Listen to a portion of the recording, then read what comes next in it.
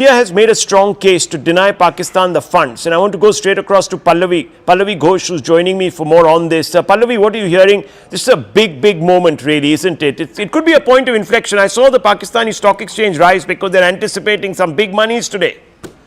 Well, it's a little disappointing, I would say, what happened at the IMF. India, of course, came out with a very strong statement. It gave evidence to show that how there's a lot of diversion of the money which the IMF gives to Pakistan into terror activities, and it's not being used for development. It also raised the point that it's been a defaulter, and also that there has been scant. The people of Pakistan have not benefited with these kind of bailouts. Yet what we get to hear is that IMF has considered yet another bailout. However, whenever the voting took place, India has abstained. It has made its point of view very clear to IMF, and has also made the point to the world that, you cannot hold us responsible. We warned you, we consistently warn you, but you, in a sense, are also funding the terror activities of Pakistan by giving them this kind of a bailout. So are you saying that it's going Pakistan's way? Is that what you're saying? What is the outcome? Has the statement come out?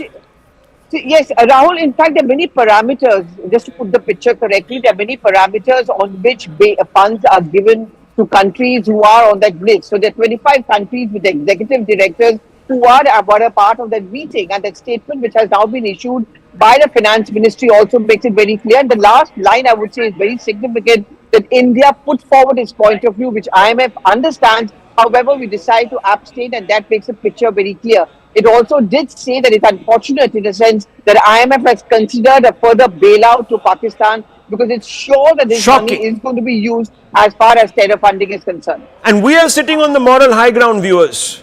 The IMF is not sitting on a moral high ground. That's exactly the point that Mr. Chileni was making. And I want to bring in Tilak Devasher and Mr. Chileni. I'll just check back with you, Pallavi, just stay on there because let's read that statement and I want you to read it for me in just about 2 minutes. I just want to get quick reactions. Tilak Devasher, this is not good news. This is not good news.